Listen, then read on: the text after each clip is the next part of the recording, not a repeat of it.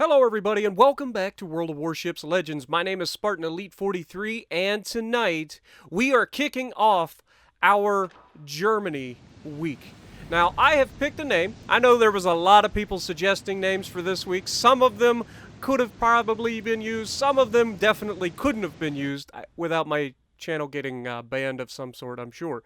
But I decided to come up with a term my own. And I did some research and I found out that German unity is pronounced Deutsche Einheit. And I thought that was kind of perfect for this week. We're going to go with the German unity, Deutsche Einheit. I hope I didn't offend anybody by going with this, but I thought it was a kind of a perfect little thing. I think everybody can get on board with that. It's such an amazing time in history when that happened. So that's why I went with this. Okay, so right off the bat, we're going to start the week with the Z-23. Now, you guys know Z-23 is a nasty little ship. It's no joke. This is one of the nastiest destroyers in the game, especially from a utility standpoint. It's got a speed boost. It's got the sonar. It's got a smoke screen. It's got really good guns. It's got a lot of health, and it's got decent torpedoes as well. And we're going to try to showcase everything in this fight. So, with that being said, you guys are in for a doozy. Now, I will say this. When I'm doing these videos, it's not always, and I'm not going to lie, I kind of had a brain fart at this moment. That's why you're going to see a bunch of things happen on screen. It's kind of weird, including me pausing the game for some reason. I literally just had a brain fart, couldn't figure out how to change from torpedoes back to my main guns for half a second. You'd think with the thousands of games that I've played, I wouldn't have any issues, but sometimes your brain just gets locked. Now, we're trying to go here for the home run area denial. We know there's a destroyer over there. He's contesting the base. He's heading in our direction likely, so we're going to try to get him. Now, York, for our enjoyment, York has absolutely been touched already, and that's what I like to see. Anytime you can get rid of a heavy cruiser early in the match, especially when your destroyer's very, very close to him, is definitely a preferable situation. But that being said, he's not dead. He is hurt. And you know what they say about backing an animal into a corner, especially an injured animal. They're willing to scratch and claw their way out of it, which is not what you would call preferable. However, we switched to the AP because I'm anticipating a close quarters fight versus the York. And I feel like with as low health as he is, I should be able to citadel him pretty quickly and get rid of him. So that's why I'm going straight at him. I figure he's going to be kind of complacent. He's hiding behind the island. He just got his butt whooped. He doesn't want to come out. What I wasn't paying attention to is the twists and tracks saying, hey, there's a destroyer right out in front of you, until I got lit up like a Christmas tree. And sure enough, the Akatsuki, aka Akatsuki, comes out and starts engaging. Now, obviously, we using AP at the moment, and he is angled a little bit, so I was getting some decent damage with the AP, but at the end of the day, you're still overpinning, and you need to switch back over to HE. Like, it's just not going to be as good for you to stay on AP at this point against the Akatsuki.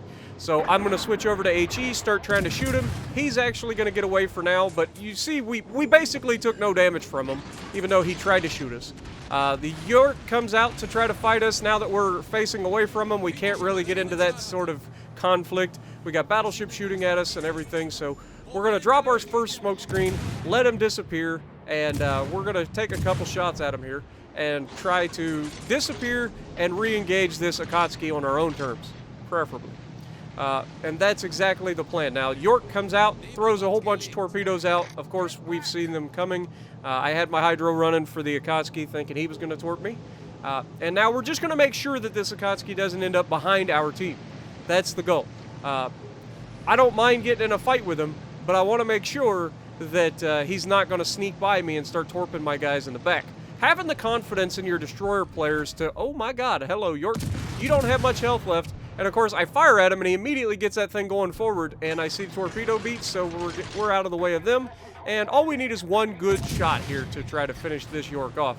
And so, sure enough, we get the shot off and we set a fire, and then we're going to go ahead and take another shot just to make sure, and he's going to go down. They're telling me to fall back. I don't need to fall back because I'm pretty confident in my own abilities, and it's just an Akatsuki out here. So I'm chasing this guy down. Now, I am slowing down and turning in because I'm expecting torpedoes to come from anywhere. And that ain't what happened. He actually comes from anywhere. Hello, Akatsuki. How you doing, buddy? You see how I'm always right there waiting for you when you pop up? It's because I have twist and track. It's a glorious freaking invention. Being able to know where these tricky, sneaky little punks are and be able to anticipate when they're going to come out is fantastic. So we've got this guy dead to rights. He's not going to live much longer. HE doing a much better job of getting rid of him. He does beach, which saves him momentarily, just long enough for him to launch some torpedoes at us. But he uses a wide spread. I'm sailing away from him, which is why I turned away initially anyway, because I don't want to put myself at a disadvantage and get myself torped from full health. That's just stupid. I know he's going to launch the torps, and oh my god, that's a King George. Oh, that could be bad if he could aim. Thank god he can't aim. So we do manage to disappear, and we're going to ride out the storm here, staying right between these nice widespread torpedoes, and then we're going to turn in, and we actually do get hit here, which is not nice. I don't like it. Go away, King George. Now, I thought about shooting him, but then I'm like, no, we don't need to. Let's just turn back. We've got plenty of health. We still got 15,000 health. When you're used to playing ships like the Japanese destroyers where you've got no health from the beginning of the battle, and then, you can get into these ships with 20,000 hit points and go, you know what? I've got all the health. Right now, I've got about as much health as a full health Fletcher. So I'm doing okay, is what I'm saying. We're going to get over here, try to get back into their base. Our team has done a fantastic job of winning the other sides of the map. Their team, however, has done the absolute worst thing you can do in a domination, which is send all of your ships to one location and sit there. They can't push up because I'm here, and they know I'm here, and we've already annihilated them. The battleships behind me are doing a fantastic job of shooting people, which is a great thing. I cannot stress how much it helps your destroyer. Oh my god, hello Fletcher. We're going to go ahead and engage, and we're going to go ahead and pop off a torpedo right around there somewheres, just in case he just tunnel visions us. He's a gunboat, I'm a gunboat. We're not expecting torpedoes from one another, but I am running the hydro just in case. We get his attention. He is starting to open up on us. He has the fire rate advantage, but he forgot that we're torp boats as well, and he is definitely not going to survive that. And down he goes. So now, unfortunately, we managed to, well, fortunately we got out of that engagement without taking too much damage. There's a Bismarck over there. Bismarck is absolutely been punched in the mouth. The King George is still behind us. Now we're disappeared, so we don't really have to worry. We're going to turn all the way back around and once again head back towards our goal of getting into that decap and starting to influence the rest of the team. Now, we haven't done a lot of damage, but look at who we've killed. We've killed 2 destroyers, and we've killed a heavy cruiser. That's a lot of work for a destroyer, okay? To take out 2 other destroyers, and both of them were high health. We managed to take out the destroyers from full health. So we're doing pretty well for our team. Our team should be ecstatic at this point. We are living up to what we are expected to do, which is go out, find the enemy destroyers, and get rid of them. And then, whatever else you can accomplish, whether it be capturing bases and whatnot from then, that's all bonus points. And it's going to be reflected at the end of this match when we get to the XP that we already talked about. So we're making our way back into the decap. We've already gotten rid of both of their destroyers. Our team has done a fantastic job of making sure that we have a base lead, as well as punching these guys in the mouth for sitting here out in the ocean. Now, unfortunately, I do spot a New Orleans, which is not what I want to see right now. I was hoping the New Orleans was somewhere else, but clearly, he's not. We launched just in case the New Orleans is going to come through the gap and try to get us. I was expecting it, to be honest. I figure if I'm in the New Orleans at this point, I know there's a destroyer straight out ahead. Regardless of what happens, I want to get this destroyer gone. And so I personally would have traded a New Orleans for a Z-23 in this situation. But that ain't what he decides to do. He decides to go right back to being completely useless and hiding behind his island, which sucks for his team, but I'll take it. Now, that just means that we completely flubbed our torpedoes. They didn't actually end up hitting anything. We do get spotted by the plane, and I prematurely punch my smoke button. And we're just outside of range to be able to really punch this Iowa and start fires. So we're going to try to creep forward with our smoke, get that smoke to separate a little bit, maybe give us a little bit more of an edge, but that Iowa threw it in reverse the moment we smoked up. So unfortunately, he's going to stay outside of reach, and I don't think we're actually going to get a fire on him. which is unfortunate. Now, we barely got away with firing that last salvo before we popped out of the smoke enough to where we would have been spotted. But as you can see, he's not in range. We can't actually shoot him.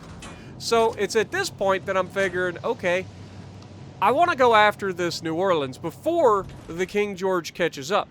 Now, obviously, King George is steaming full steam ahead, coming back this direction. I want to engage the New Orleans before the King George. And so he started to come out, and I was feeling pretty good. I'm like, okay, good. Come around the corner. I'll blind torp you. Everything will be great. And then he doesn't. He doubles all the way back around again, going back behind the island. And I'm like, okay, well, fine. If he's going to play that game, it's a little late now. We got to go for the King George. And so that was the goal here. King George is starting to get touched. And so we're going to play ourselves to try to get rid of this King George. But that's when I noticed that the New Orleans, not only did he swap all the way back around, but it's like he knows that I was coming this way and has decided, okay, I'm going to go after this destroyer now. I feel like I can get away with it. And so he comes out, he's broadside, he somehow disappears at 5 kilometers, but he does come out broadside. We switch to the AP because I'm expecting to get some good old-fashioned citadels, and surprisingly, that doesn't happen. We're overpinning him. A broadside New Orleans with a destroyer, we're overpinning him. Okay. Luckily, it doesn't matter because he's taking torpedoes. We managed to play him perfectly. He actually ran right into all of them, and down he goes. 2 torpedoes. That should have been a devastating strike, even though it wasn't, for some reason.